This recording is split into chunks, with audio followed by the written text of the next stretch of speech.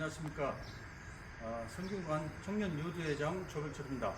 이 사업은 2022년도 문화재청 서울항교 활용사업 공모에서 지원된 사업입니다.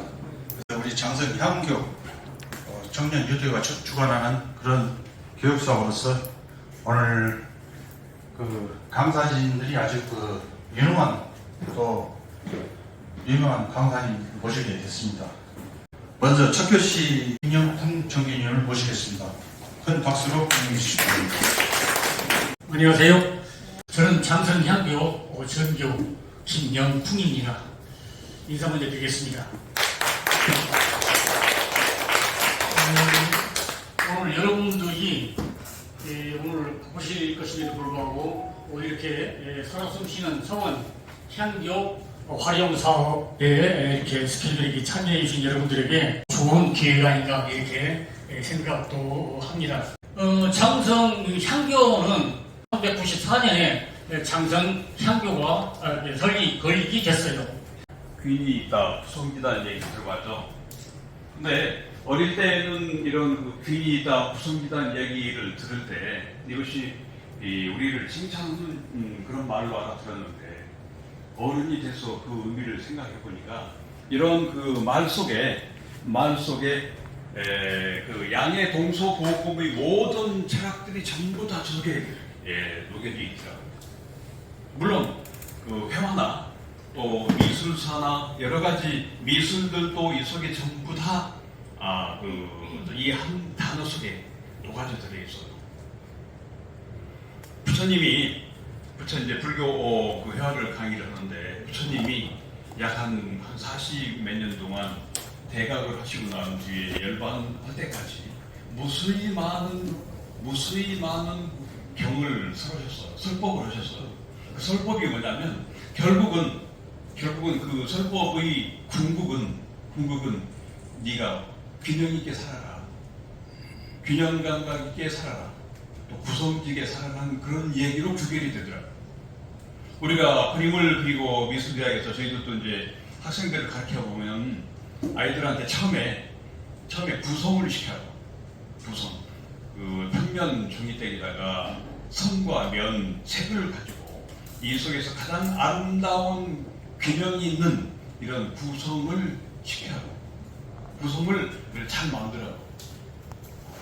근데 이런 훈련을 하다 보면은 입체나 조각에서도 가장 균형미가 있고 구성이 뛰어난 보다 더 완벽한 균형미와 완벽한 구성미를 추구해 가는 것이 미술이고 회화이고 또 우리 인생이고 있지 않나 생각이 들어져요.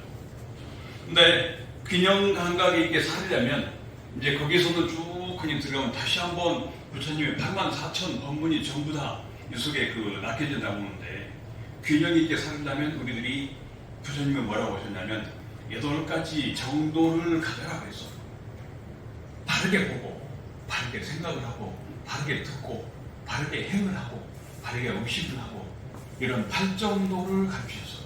결국은 한 40 몇 년 동안 무수히 많은 장광설을 말씀을 하셨는데 우리들한테 하나하나가 어느 곳에도 치우침이 없는 균형 감각을 가진 가장 구성이 있는 이런 삶을 가르치셨어요. 그림도 또한 마찬가지예요. 그림도 여기 그림이 한 점이 있는데 이 그림 전체가 크기에 맞춰서 인물이 이 화면에 가장 균형이 있고 구성이 돼야 돼요. 말하자면 구성이 맞이하지만 아름다워. 그 형태뿐만 아니라 여기에 딸린 색감이랄지 또 색을 칠해가는 그 질감들이 있죠.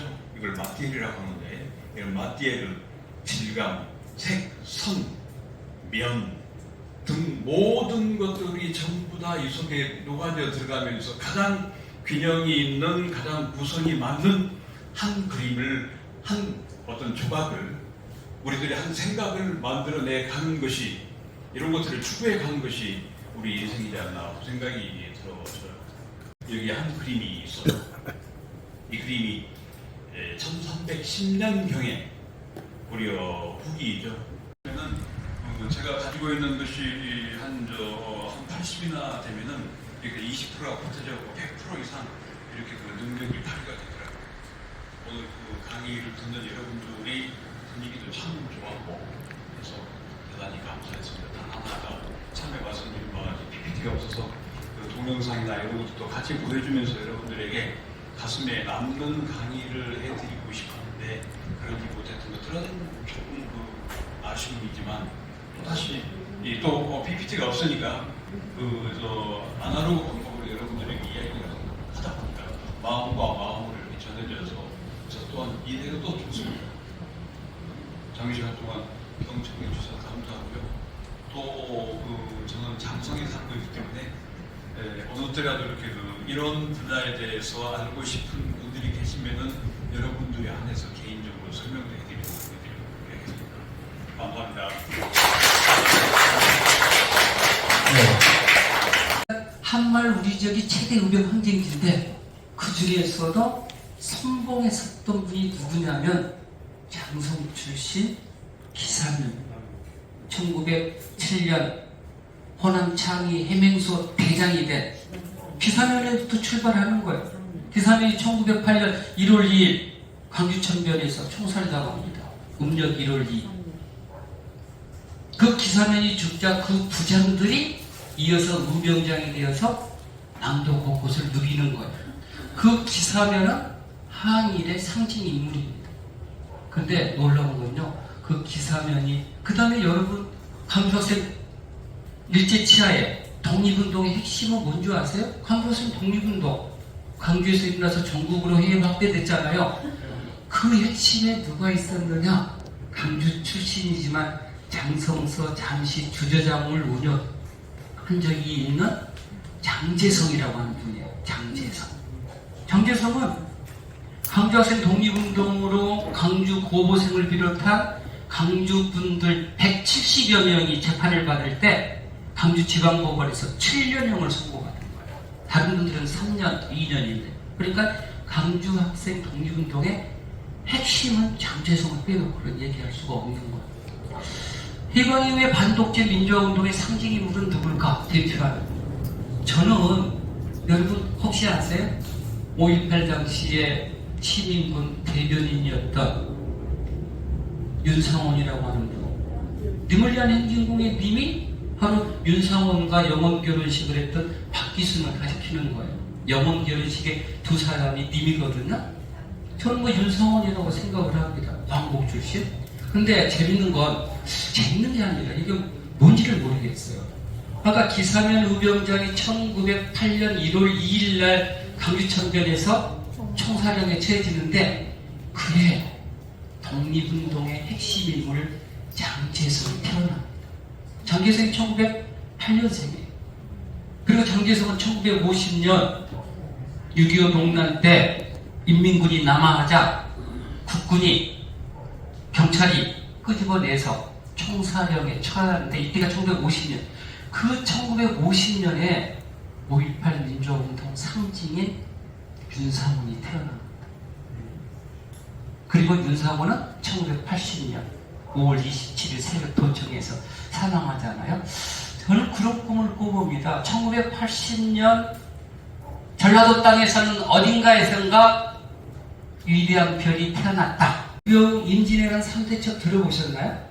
행주대첩, 권율, 한산대첩, 지금 뭐 영화로 나온 이순신, 그리고 진주성 전투. 물론 1차가 있고 2차가 있습니다. 2차. 그런데 이 3대첩의 영웅들이 전부 전라도 사람이라고 하는 거 처음 듣죠?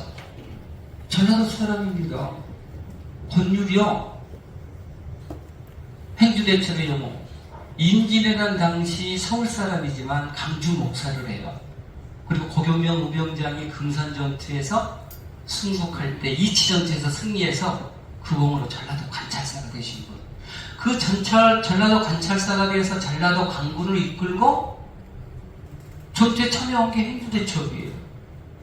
해남 대응사에 승군도 합류하지만 메인은 전라도 강군이었다. 근데 여러분 다 아시잖아요. 돌 싸가지고 뭐 돌 던져가지고 이길 수 있습니까? 숨은 영웅이 다 아시잖아요. 장성 출신 별이 중이 만든 하차 40년이었다. 그뿐이 아니에요. 공 출신 충청수사 정걸이라고 하는 분이 화살이 다 떨어져갈 무렵에 배 두 척에다가 화살을 가득 싣고 왔다. 이 두 개가 굉장히 중요합니다. 그러니까 직접 싸웠던 것은 전라도 강군이고, 그리고 전라도 강군이 승리할 수 있었던 뒷배경에는 청송 출신 병이 중에 화청, 봉 출신 정걸의 화살의 지원이 있었다. 여러분, 한산대첩의 영웅은 누굴까요? 이순신은 당시 뭐예요? 전라 자수사. 자수역이 어디 있어요? 여수. 그 여수 전라 자수역 관할이 어디냐면 오간오포라고 하는 거예요. 광양, 지금 같은 여수, 순천, 공, 고성, 이게 5관이에요.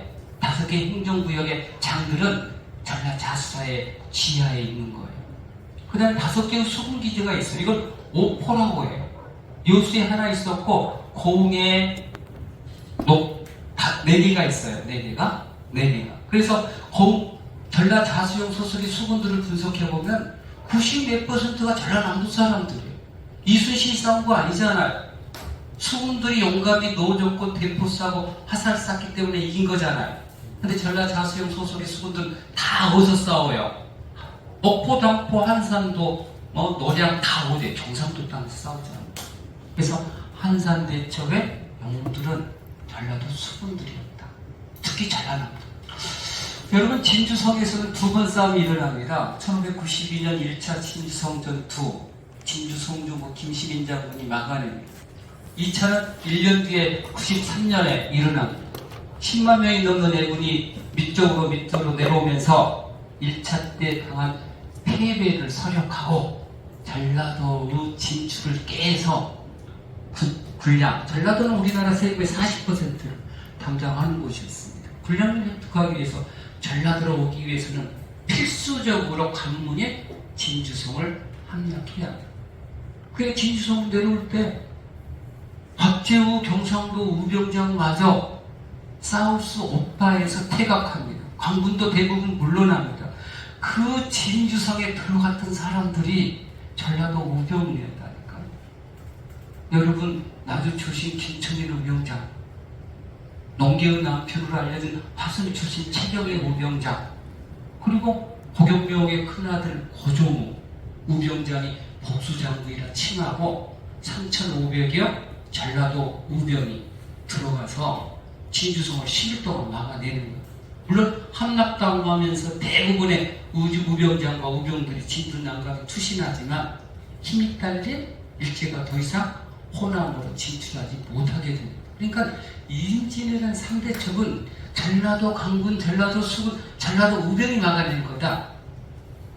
제2차 진성 전투에서 순국했던 분들 제가 검토를 해보니까 장성 출신 11분이 확인되고 있는 겁니다. 제2차 진성 전투 때 순국했던 분들을 배양하는 사단이, 선생님도 혹시 진성 가보면은 사단이 있습니다. 창렬사라고 하는 거예요. 창렬사. 지금은 8분이 배양이 되어 있는데 정사에. 네?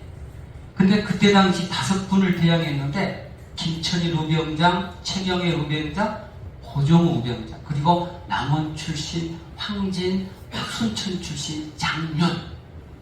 여기에 고종 때 진주 목사 서혜원과 유복립이라고 하는 사람이 추가 배양이 됩니다. 그러니까 창렬사에 배양된 인물만 딱 보더라도 진주성의 제2차 진성전투의 핵심 인물들이 어디 사람인지를 금방 알 수 있다 하는 것이죠. 그래서 임진왜란 때 우리 지역 사람들이 어떤 역할을 했는지 알 수 있다. 그 다음에 여러분 더 하나 말씀을 드리면, 임진왜란 때 이순신 장군이 정의재난 이후에 무고죄로 이제 그 백의정군하고 있을 때 삼도수군 통제사가 옹균이 되어가지고 최천량 전투에서 대피하잖아요. 그러니까 선조가 다시 이순신을 남도수군 통제사로, 삼도수군 통제사로 임명하는데, 임명장을 받은 새벽에 경상도 진주를 출발해서 그날 다음날 찾아갔던 데가 어디예요? 전라도 땅이에요. 그러니까 구례, 독성, 순천,